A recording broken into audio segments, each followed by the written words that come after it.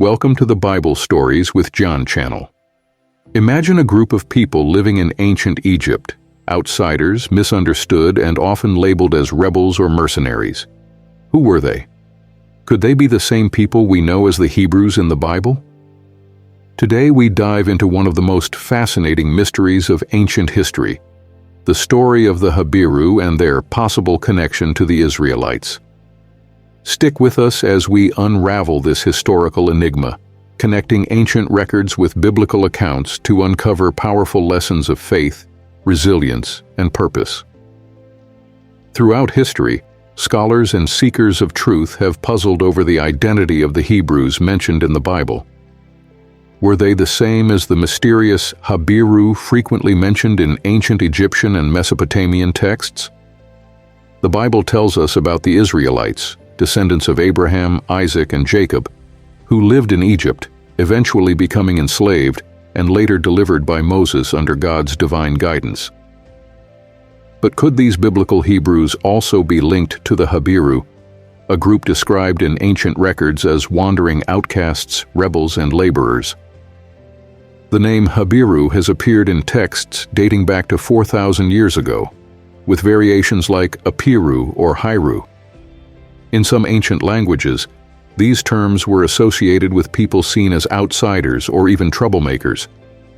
The question remains, could these outsiders have been the very people who carried God's promise, eventually becoming the nation of Israel?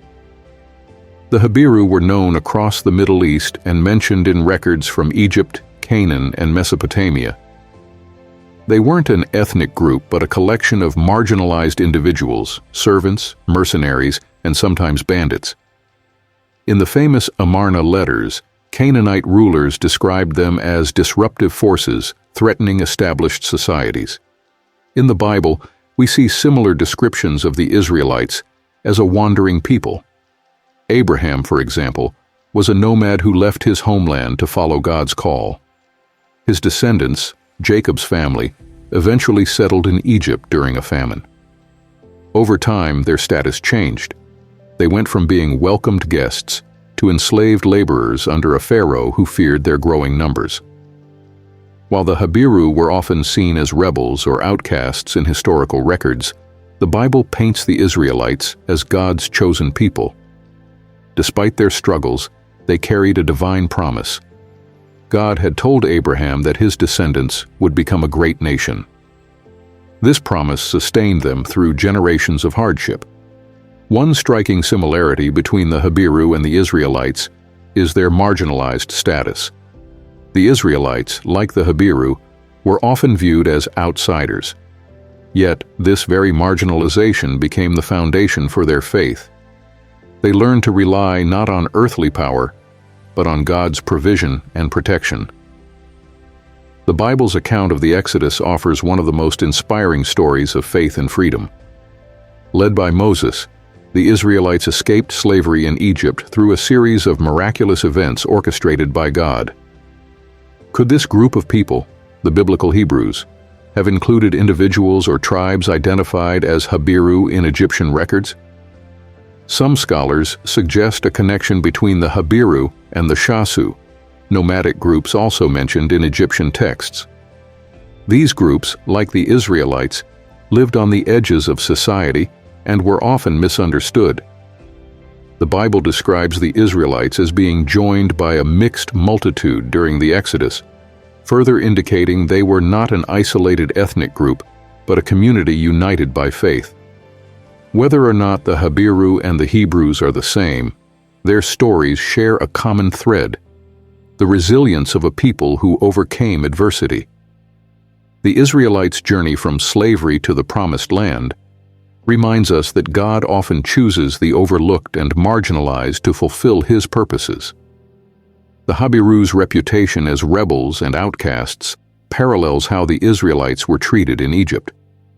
But God's plan for the Israelites shows us that He can transform rejection into redemption.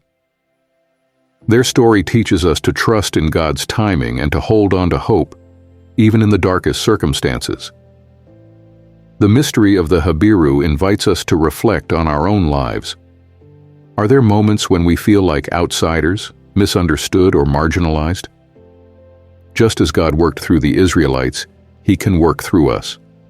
The Bible reminds us that God's plans are greater than our circumstances, and His promises never fail.